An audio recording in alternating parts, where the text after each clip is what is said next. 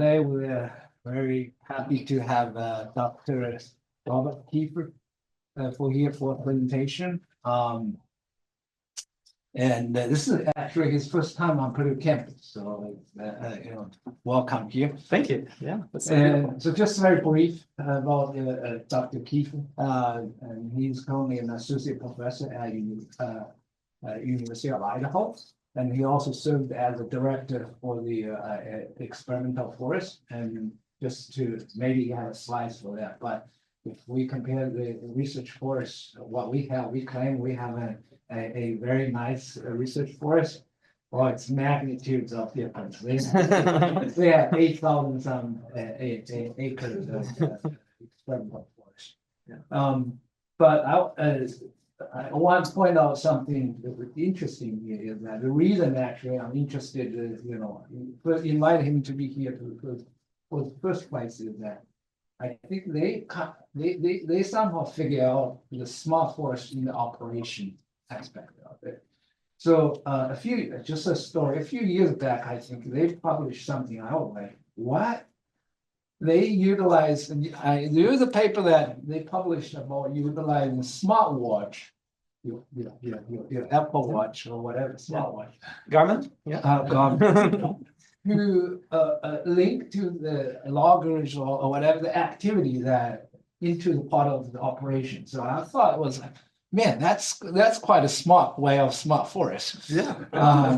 So today he's gonna give us an overview about the wonderful things him and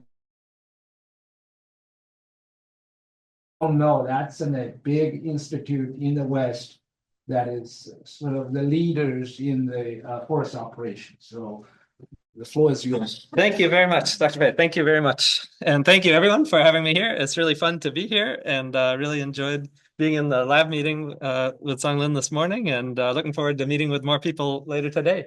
So yeah, I will just talk generally about a lot of the stuff we've been working on at the University of Idaho. And I wish I had more time because we have a lot going on and I could cover more subjects, but I'll try to make it stuff that maybe complements the research that you do here and look for opportunities for collaboration. We're always looking to collaborate with more people, and we hope that one outcome of being here and Songlin coming to Idaho in March is that we can collaborate in the future and find common places to work together. So yes, I'm an associate professor of forest operations. Forest operations is kind of the equipment moving around and doing the treatments in the woods. We have our big organization is the Council on Forest Engineering, COFFE, if you've ever heard of that. And we have, believe it or not, a lot of faculty around the country that work on kind of the harvesting side of forestry, or also planting or thinning, things like that. And so I actually am from the Northeast. I did my undergraduate at the university. Just a second. You can go. I'm Yep. just going to see if I can share a little I'll differently. keep talking while we go, maybe. I did my undergraduate degree in forestry at the University of New Hampshire, actually. I grew up in New Hampshire, and then I went out to Idaho for my master's degree, and I fell in love with it out there. I had both of those schools. I had influential mensuration professors that I valued a lot. I had Mark Ducey at the University of New Hampshire, and then Andrew Robinson was my major advisor at the University of Idaho. Andrew is in Melbourne, Australia now in the math and statistics department there, but he got me really interested in inventory mensuration and using R for programming, for coding. We had version 1.2, I think, when we started with R way back when, and use of simulation to solve problems. And I had a lot of colleagues, or a lot of my other fellow graduate students who were working with LiDAR at the time, with remote sensing faculty, and I was always interested in what they were doing and thinking about how great it would be someday if we had predictions of single tree attributes that we could use for managing forests and manage at the individual tree level. And so in my PhD work, I had an opportunity to start teaching our forest operations classes at Idaho because we had a vacancy there and no one teaching them. And Idaho is very actively managed. We have a state agency, Idaho Department of Lands, that manages over 2 million acres of productive timberland and harvests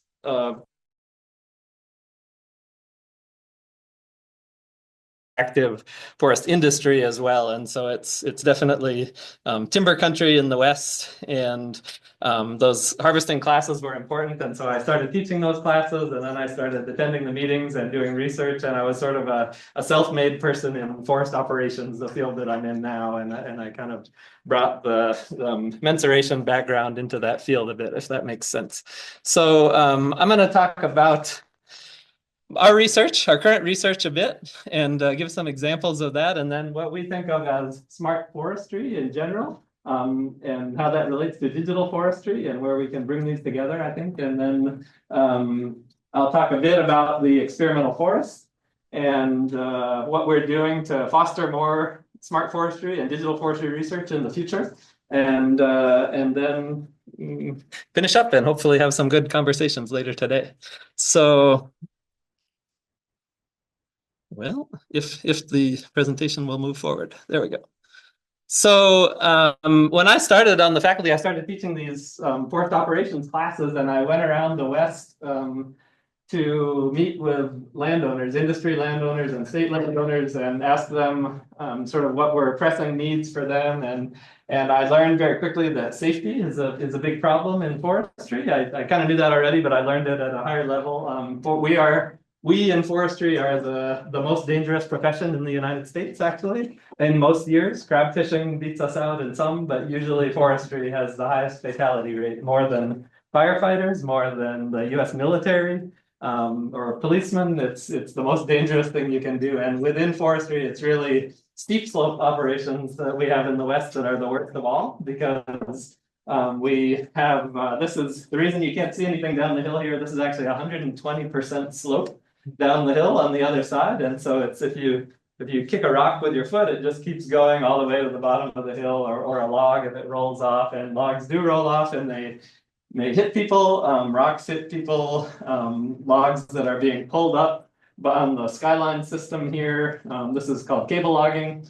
The trees that are being pulled up sometimes come into contact with stumps and spin around, and they hit people on the ground. And so that's working on the rigging crew, which is the crew that connects the wire ropes around the trees, is a very dangerous thing to do.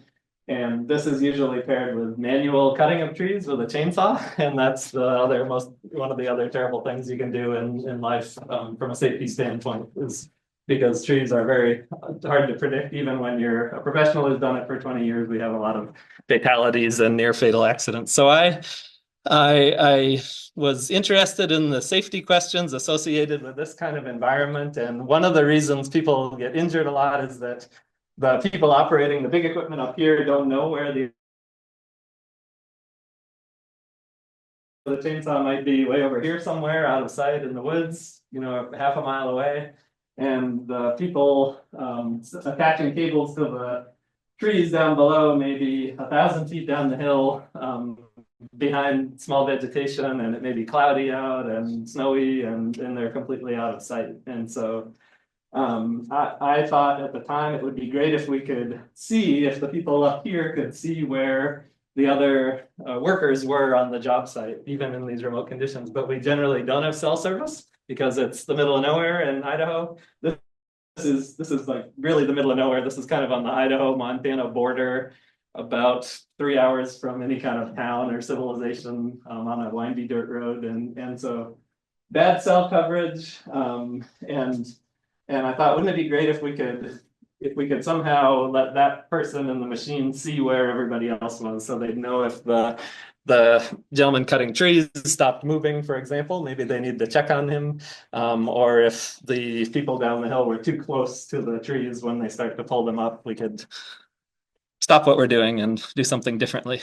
So just for scale, this is a very, very large machine. Picture a really large excavator. That's a loader for moving trees. That tower is about 120 feet tall in this situation. This is in Western Washington. And so people in amongst these trees down the hill here are not, it's not possible to see them at all if you're up at the top. They're completely out of sight. So, and his shirt, if you can see, says, "Stay alert, don't get hurt," on there. And so our idea was to try to figure out ways to use a GNSS signal, some kind of GNSS locator on the worker down here, paired with a radio device to send the coordinates up to the top and then receive them on another radio and display them. And so sending a signal every few seconds. It's nothing novel if you're here where you can order an Uber, you can watch the car drive to you, and see when the driver is coming, or Lyft. But in a remote environment, it's much harder to do that because you don't have the cell service and you're just not able to do that. And so we have had quite a bit of funding over the years through the National Institute of Occupational Safety and Health, NIOSH, and they fund heavily in the areas of forestry, agriculture, and fishing, because those are the three most dangerous professions. And we have been funded on a couple of grants to try to figure out this problem and how to locate people in the woods. And so we have some challenges in forestry. One is the canopy. The canopy causes problems with the GNSS more broadly. It includes Baidu, the Chinese system, and Galileo, the European, and the other systems as well. So we usually are talking about GNSS coordinates here. These are 3 devices collecting GNSS data. They're just zip tied to wooden stakes, so they're not moving over 30 minutes. And you can see 4 in the canopy here, a mature forest canopy, and 4 out in the open in a clear cut collecting data. And so you can see how different those are. This is just the effect of the trees mixing up the signal as things bounce off the vegetation and the device gets confused. So this is a problem if we want to locate someone and know exactly where they are. And if we want a piece of equipment that's moving through the woods to be aware of someone close by. If I'm walking here, and the screen shows that I'm 75 feet that way, the equipment may cut a tree, and it may be close, too close, and an accident could occur. So we've focused a lot on understanding the relationship between GNSS error and the canopy, and trying to come up with ways to know exactly where people are, or account for that error in some way. The research questions are neat because we actually have multiple sources of error. We have not only the GNSS error itself associated with the system and with the things causing problems like vegetation, but we also are trying to transmit the location with a radio signal. And so radios also have problems sometimes. You could have a missed signal or a couple missed signals, and then you don't know if someone is traveling on a certain path and the signal doesn't show up for 5 seconds, 10 seconds, faster or slower, and we have this other source of error. And so we have done quite a few studies where we go to all different forest conditions. This is on the University of Idaho Experimental Forest. There are 700 unique little stands that we inventory over the forest that are all different ages, from clear cuts up to 120 years old or so.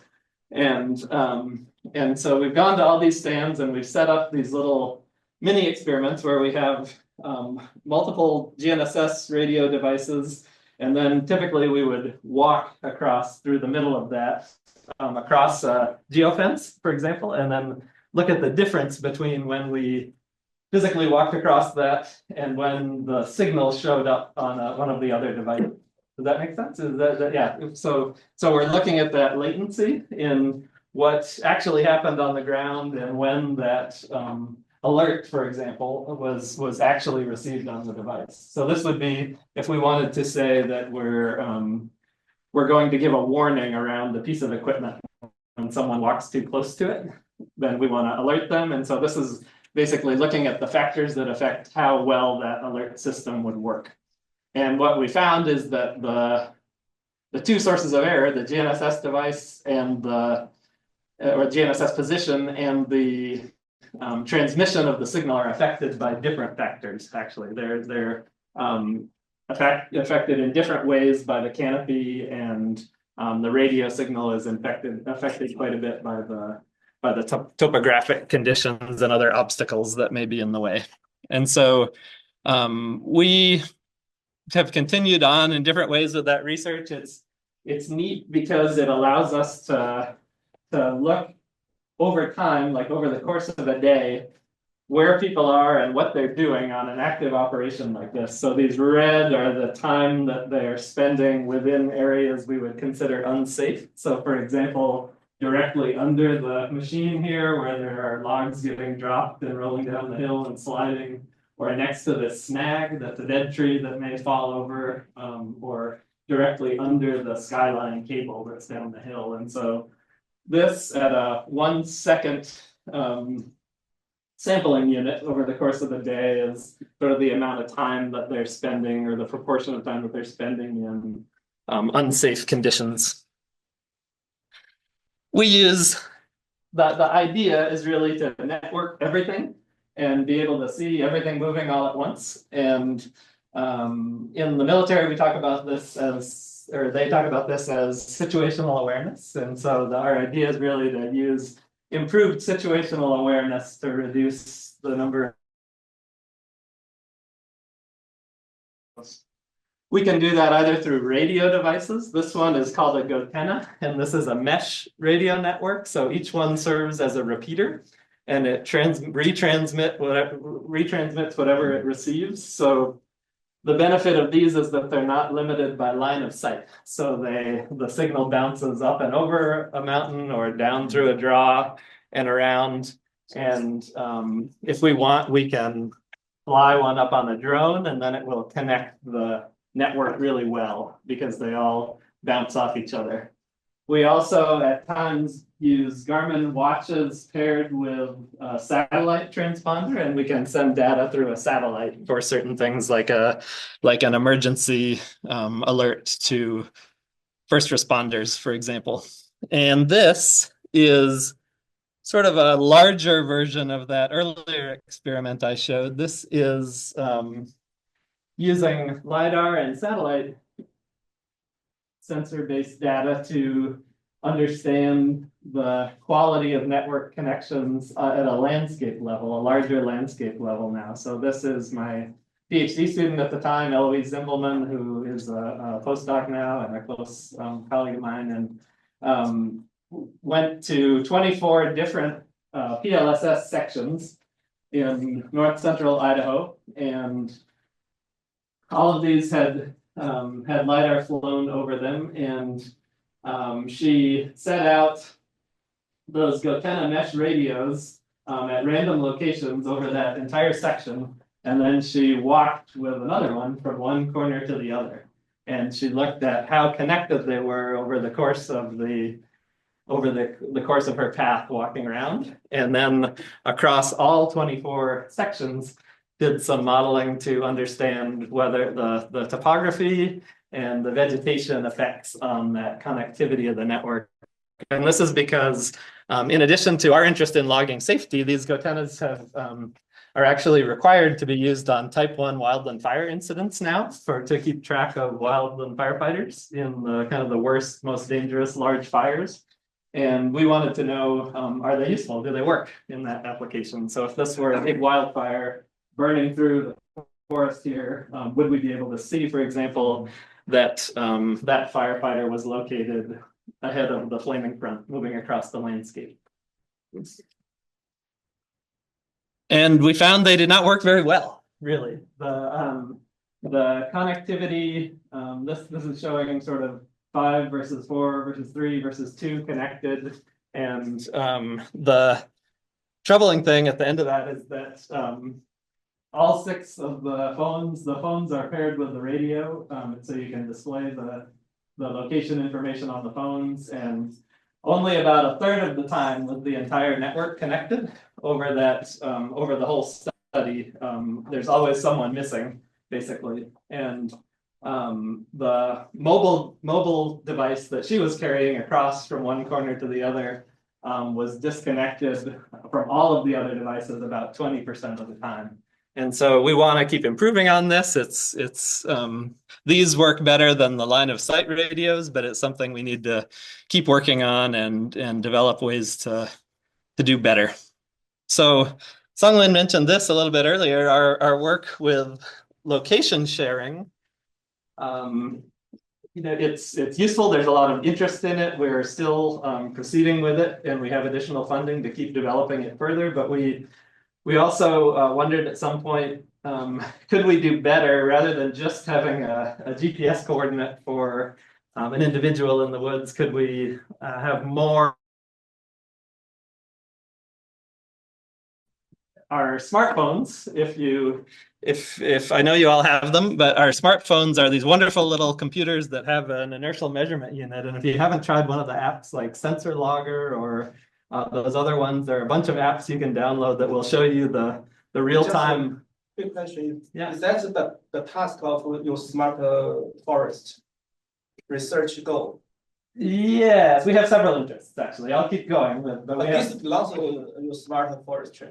Yes, the smartphone research, the sort of smartphone-based activity recognition and smartwatch-based activity recognition, we definitely think of as part of the smart forestry. Okay, thank you. Yeah, of course, yeah. So what we tried and what works pretty well is if you can get these apps that are free actually, you can download that will just log the IMU sensor data and the other data that your phone is incredible what it collects. It has typically barometric pressure and a gyroscope and a magnetometer and all time. And it's a great treasure trove of data if you're interested in analysis and modeling. And what we do is we just turn those on and start recording with as many sensors as possible, typically. And then over the course of the day, as workers are going about their jobs, we would say they are, let's say someone is planting, then we would characterize the work activities in their job function, like swinging the tool, bending over, planting the tree, walking, and there's a certain signature associated with IMU sensors, and we then would use similar tools to what many of you use for remote sensing analysis with LiDAR or other data and things like random forests, for example, to predict the work activities that they're doing from the sensor data. And so if any of you have a Apple Watch or a Garmin or something like that, and you go running, that's what your watch is doing. It's recording your steps. It's modeling the steps. It knows that you're swimming versus running versus skiing or other activities, and it's the same process, but we're applying it to work instead of to recreation or fitness. And so there's been a lot of interest in this, I think there's a lot of potential for quantifying work activities, because then we can start to say, how many trees did this person cut, or how many trees did this person plant over this time?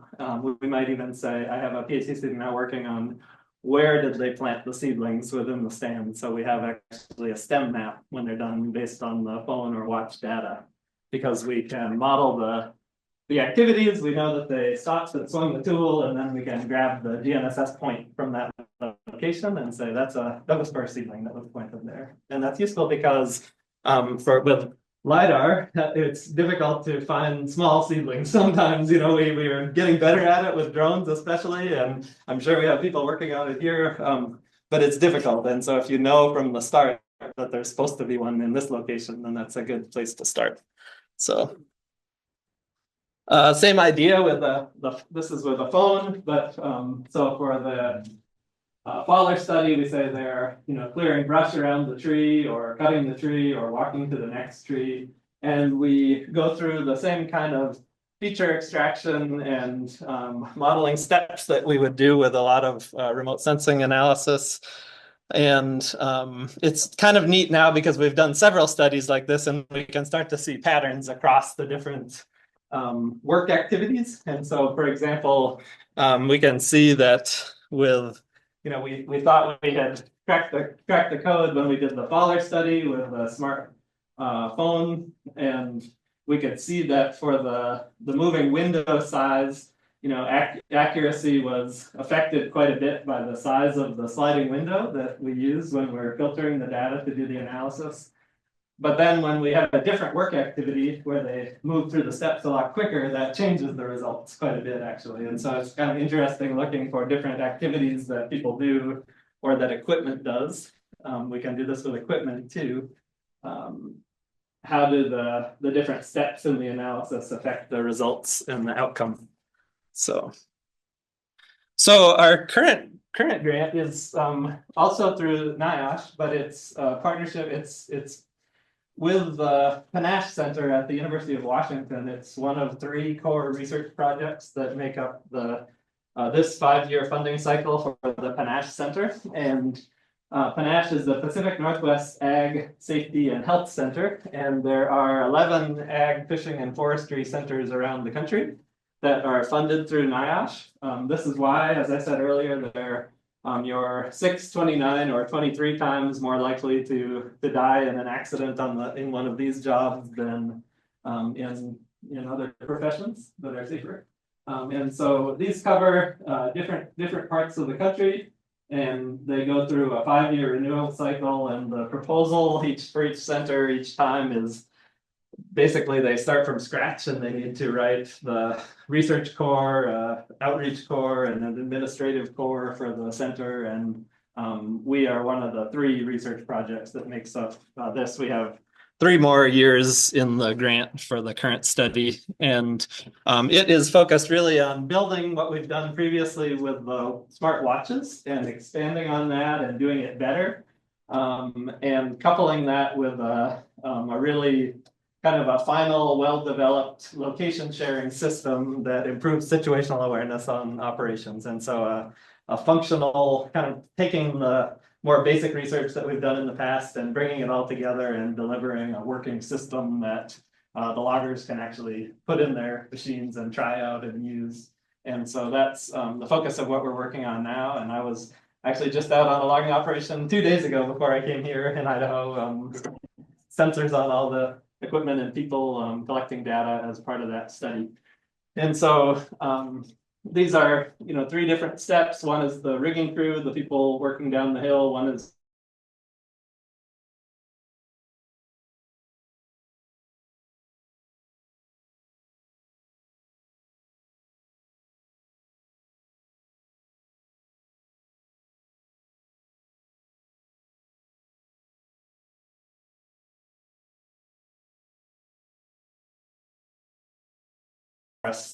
at an active operation. So it may include, for example, sensor data from a smartwatch on a worker down the hill. It may include weather data from a small weather device that's recording somewhere at the site. And it may include information from other workers at the site as well, or other equipment at the site. So we may want to know that we might say that I'm in a dangerous place right now because I've been working 50 hours this week already, and it's 100 degrees Fahrenheit outside. It's very hot. I've worked 8 hours today, so my heart rate is very elevated, and I'm also next to a piece of heavy equipment that is very dangerous in the first place. And we would sort of take all that information into account and say, stop what you're doing and go somewhere else. The warning, danger, please leave this area, something like that. And so the idea is really to synthesize different kinds of data at the job site and use it to provide feedback to workers to improve their health and safety. So this is, what a job site looks like for us sampling. This is a cable logging operation in North Idaho. We have a Starlink set up here. That allows us to see stuff near the landing. We can use Wi-Fi basically and share among phones at the landing. And then we have that coupled. This device is a ATOS transponder or receiver that is receiving a small GPS transponder signal from further away. So if someone was way out here, it would come through the radio signal.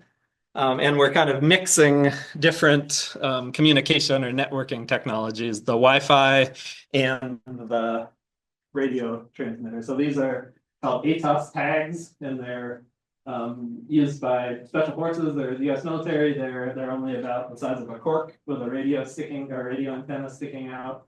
And the worker would just put one on their belt or on their vest or something like that. And then it transmits the GNSS signal to this and puts it all on a display so you can see everybody moving there. And the step we're working on right now is really integrating the watch data into that as well. So the kind of modeled activities for what they're doing and how we can integrate that on the phone to say something useful to the worker.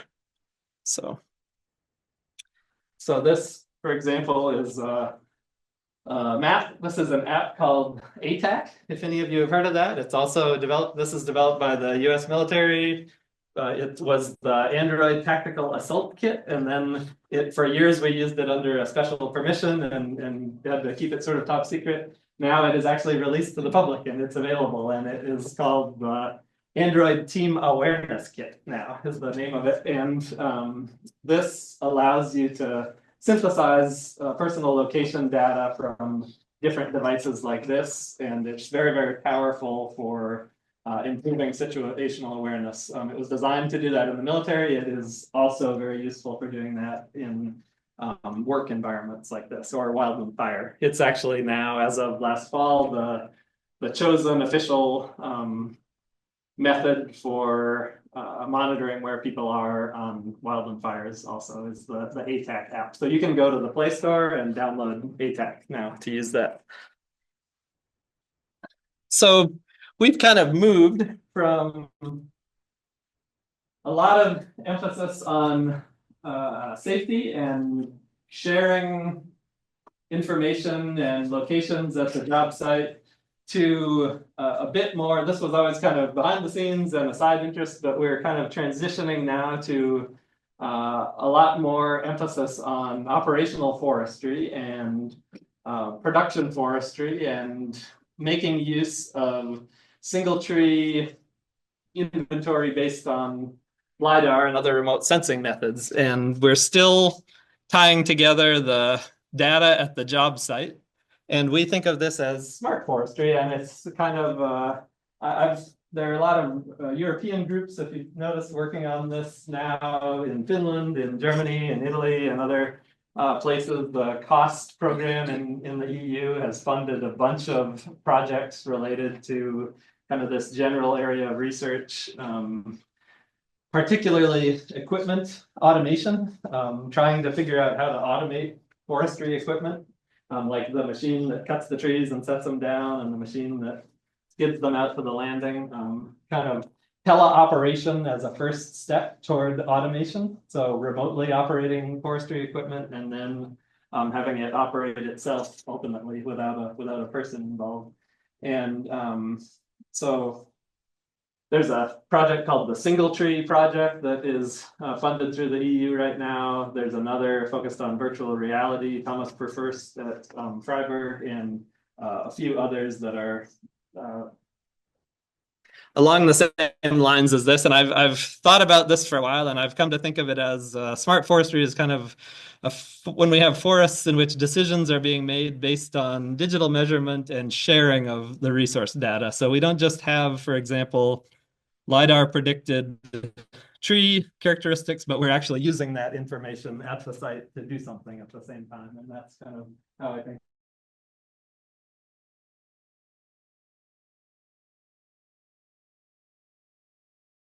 are doing on the UI experimental forest. Then if we're just recording data and looking at it later, it's not really smart forestry. We're not using it for something actively at the time. And that's the distinction that I have come to use. We try to do about 110 acres of prescribed burning with our students each year on the forest. But it is. Yes, that's part of the experimental forest. That was a prescribed burn we did about 4 years ago. Yes. And it was an understory burn to reduce the fuels under ponderosa pine to reduce hazards. So we have a lot of terminology being thrown around a lot right now. It's a very exciting time. We have a lot of people talking about digital twins and this idea of industry 4.0 or forestry 4.0, kind of a digital transformation based on digitalization of data. And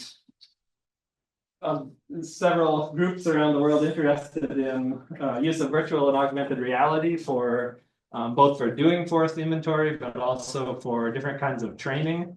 And the key area that we're really interested in is kind of that networking at the site and making use of the data for something functional. And so I feel like we're doing that with the logging safety research because we're collecting data and sharing it, and people are making decisions based on that. Ultimately, in the future, hopefully, we're using artificial intelligence to inform those decisions as well, either make the decisions or at least help us make the decisions.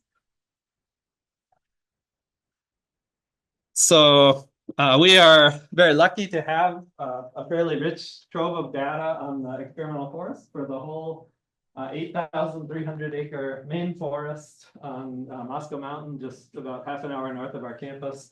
We have flown that in 2003, 2009, 2019, and then each year since 2019, actually. And the data are quite different over time. This was like 2 to 3 points per meter in that first acquisition in the early 2000s.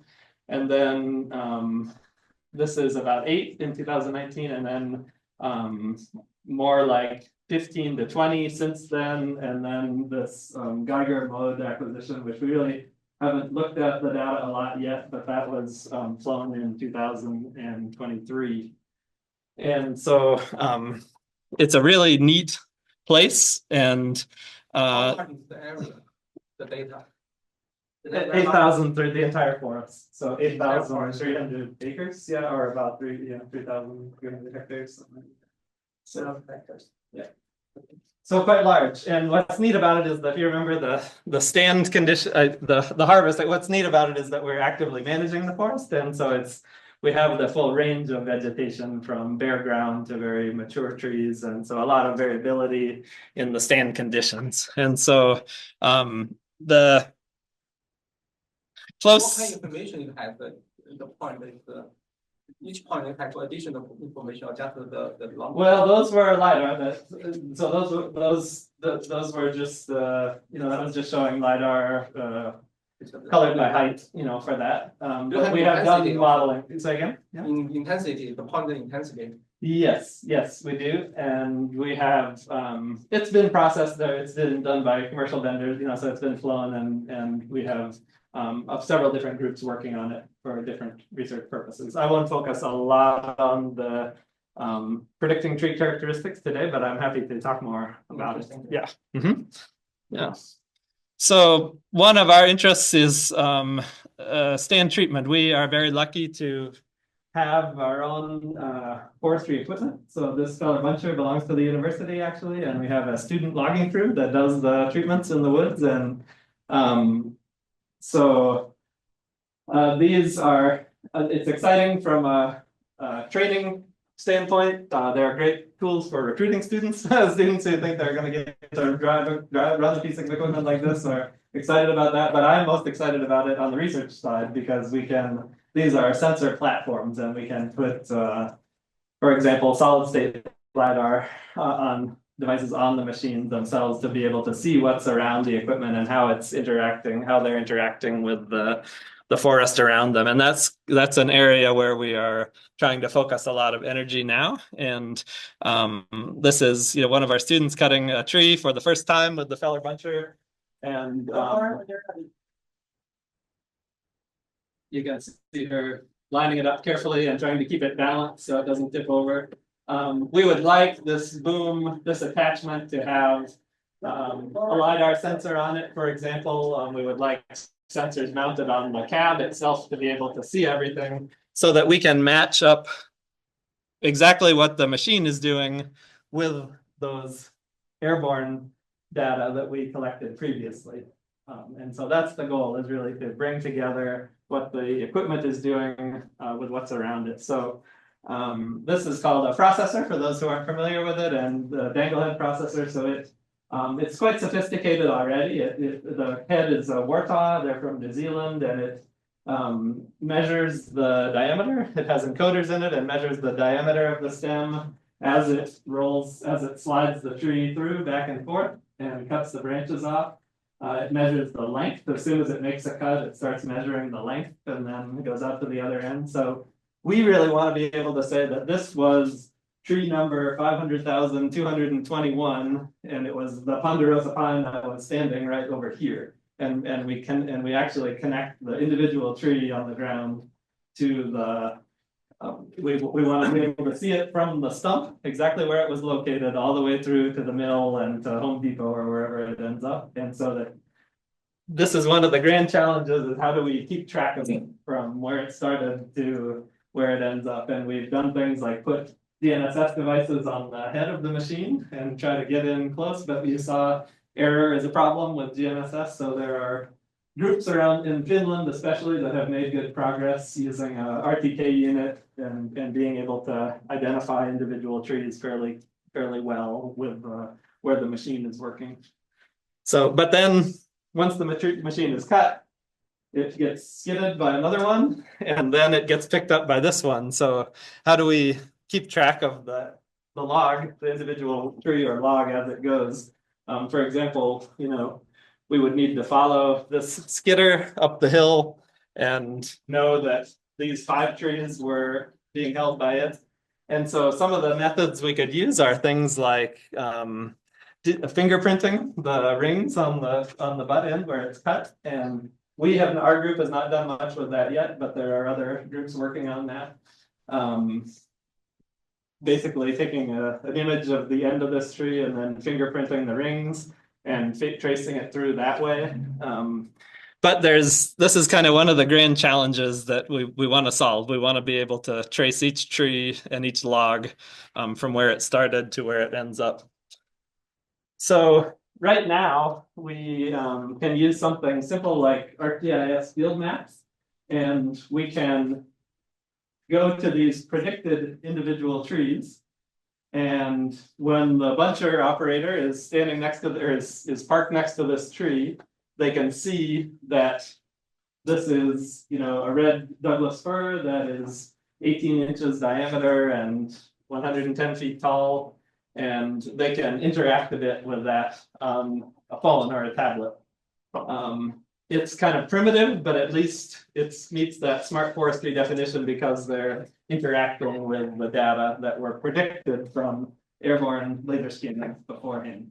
These dots are a commercial product. There's a company called Northwest Management that is based in Moscow, Idaho, where the university is, and they have invested a lot of time in developing single tree prediction for the inland Northwest. And so they predict species, diameter, height, crown length, and a few other characteristics for the individual trees. And we have this prediction for the whole experimental forest. So done in 2019 and then another in 2021. And it's not perfect, it has mistakes, but it's a useful product. So these are kind of key research challenges. I'm going to wind down because we're running out of time. But how do we locate people, equipment, and other resources in real time with high accuracy?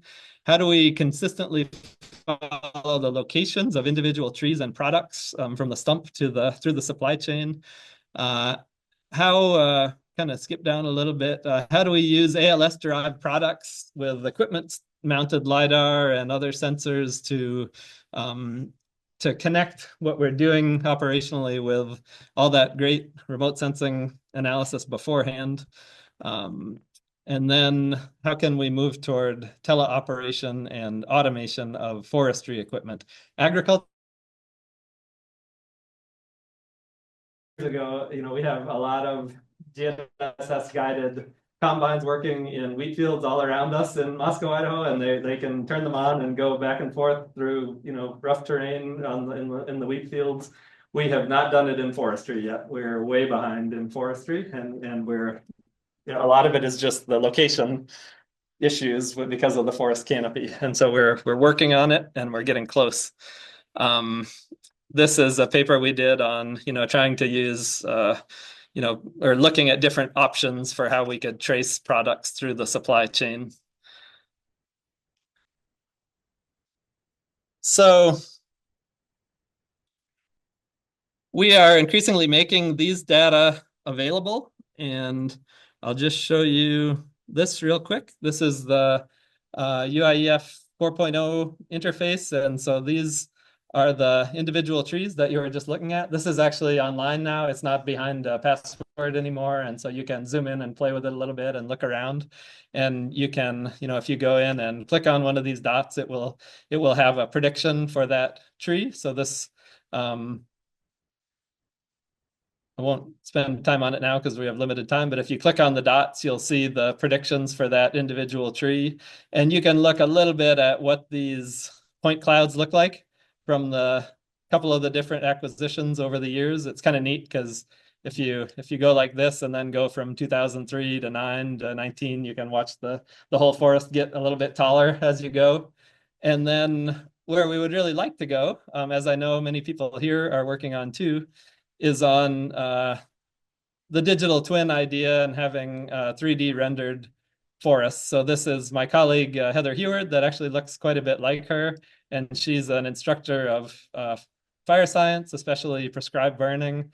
And she's talking in the background about fuels. And this is based on the LiDAR from the experimental forest. It's done by some of our virtual technology and design faculty working on trying to render wildfire in those conditions.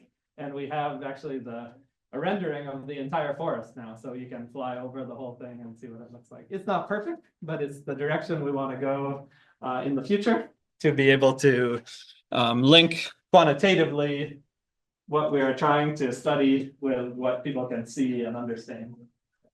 But this is a simulation, right? It's a simulation based on the LiDAR data on the forest. So the trees are actually in the same locations as the LiDAR point clouds we predict. So.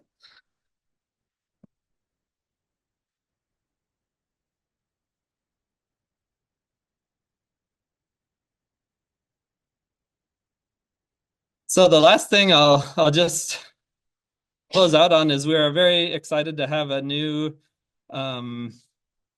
permanent, oops, sorry, wrong one.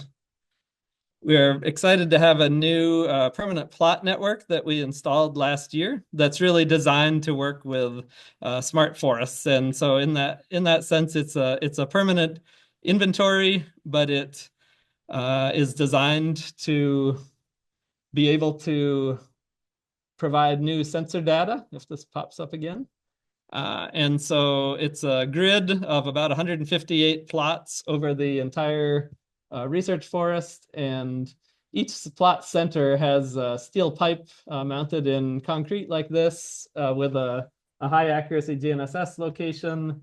And then we can do things like take a TLS, a terrestrial laser scanner, and stick it right on the pipe. So we can go back to the exact same location every year with a very controlled fixed point.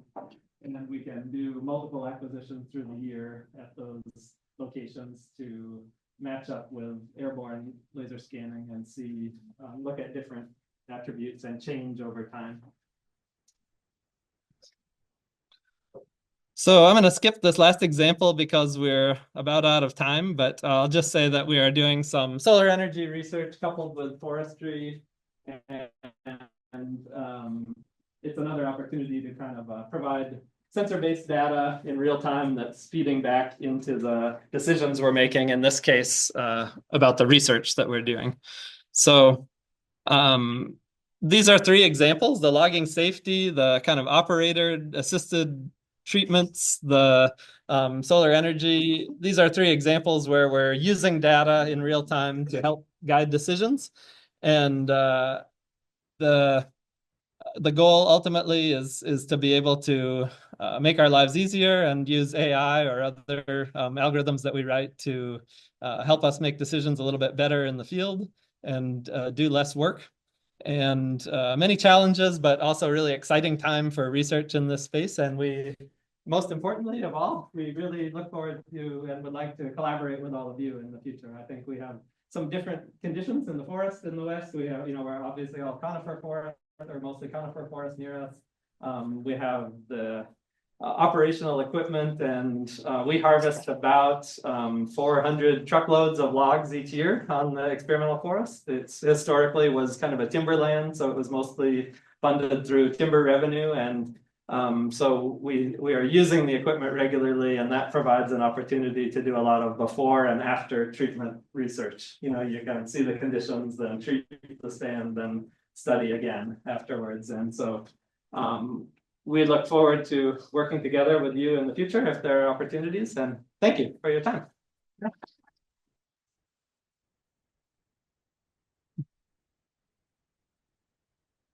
Well, we have some time, so. Yeah. Yeah. Fascinating topic. It really is. And, I think it's this using the smartphone is such an elegant idea for increasing worker safety. You also get inventory data that way. And I wondered about the attitude of workers about adoption. Yeah, not as bad as you would think, actually. Not as bad as you would think. We do a couple things. We learned a long time ago. We never say we're tracking. Okay. We don't track people. We share. We do location sharing is what we do. Sharing feels better than being tracked. And they understand that the goal is to save lives, and that's the clear goal of it. And most of the people that really do this work, cutting trees, for example, know that it's very dangerous because if they do it, they've had close calls, and they actually have been, yeah, and so they actually have been quite supportive of it. So surprisingly so, yeah. It's a very good question and a fair one. But if we started to say we're really trying to say tell your boss how many trees you cut per day, then the interest level will go down quickly. Yeah. The watch will go into the woods somewhere. We can track it floating down the street. Yeah. Oops, it was hit by the equipment. Yes, of course. Yes.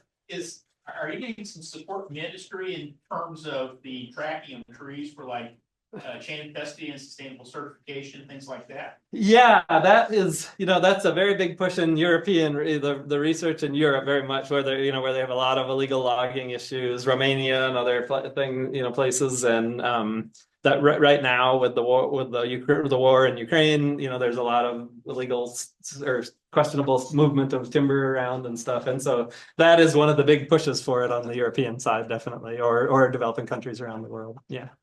Mm-hmm.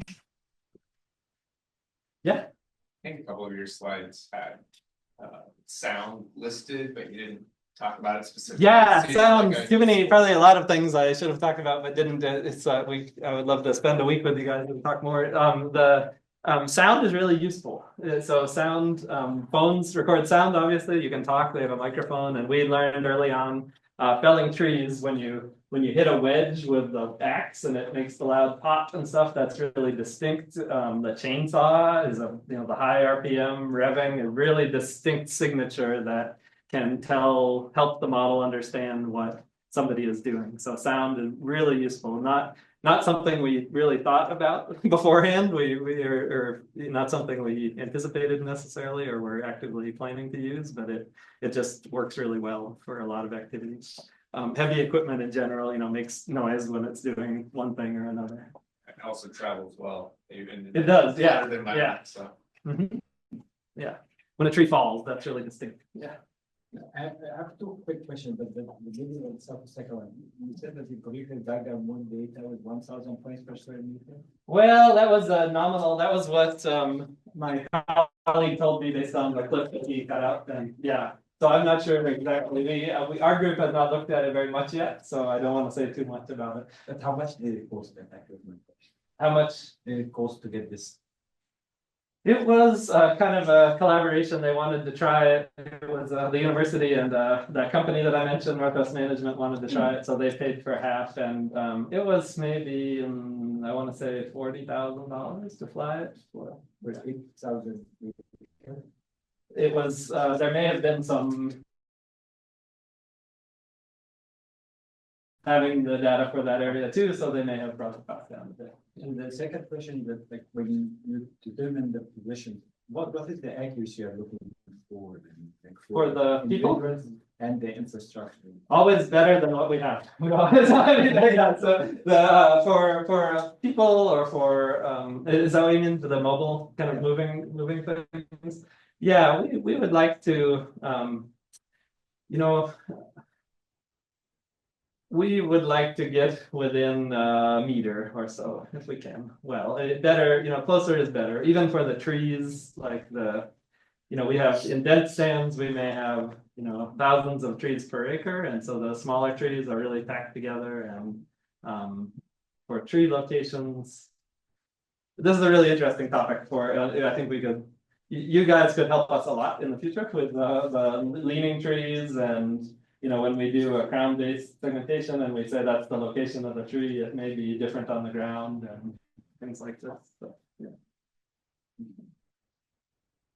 For the individual tree tracking through the system, have you guys thought through, microchipping or injection of organic? Yeah, RFID, and I should say we haven't done a lot in that space ourselves. We work with folks who do, but one of my colleagues, Gianni Keefe in Italy, has done quite a bit with using RFID tags, and so or like barcodes basically. And but the challenge then is to automate it from a supply chain standpoint. You really need it, so it's passing through at least 3 or 4 pieces of equipment, and so you need to scan it and put another one on when the tree is cut into logs or something like that. You can use that. So, yeah,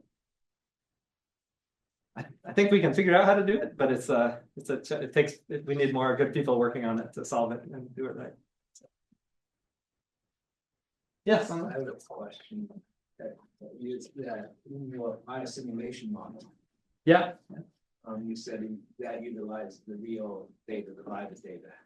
For the trees, yeah. For the trees. Yeah. Is that rendered or is that just point? It's rendered. And there was another, I skipped over it, but there's actually one other video. These are done by 2 different entities. This is Alpine Systems this is actually a commercial entity that does renderings like this. But this is based on the LiDAR sample trees on the experimental forest. So this is a rendering over a large area of the experimental forest. And it's not bad. It's not, to me, they're not quite like trees. They don't look quite right, but it's pretty good. It's pretty neat. So yeah. And is this have an online version somewhere? I think the link to this one is online. We don't have one that you can navigate right now. We don't have one that you can go into and look around, but we have some video stuff like this. Yeah. This will be very interesting. Yeah, Beveridge would be very accurate because he's doing all the tree rendering information. Yeah. And the rendering is one thing, but it's actual how close to the reality is. Yeah, sure. Yeah. So this is not point cloud data, right? It's a random data. This is rendered. Yeah. They are based on the point cloud. Based on the point cloud. Yeah. Probably 5 sides. But if you have like an active forest with lots of activities going on, how many times do you need to rescan the environment? Well, we harvest I was telling Songlin, we typically have harvesting happening on over 100 acres each year. So there's always logging going on somewhere and thinning another 100 acres, and we plant 50 to 70,000 seedlings each year too. So and we may do some prescribed burning. So of course we want to collect that every year if we could, because it's either, there are always more people interested in research questions and it's the most current, but from a management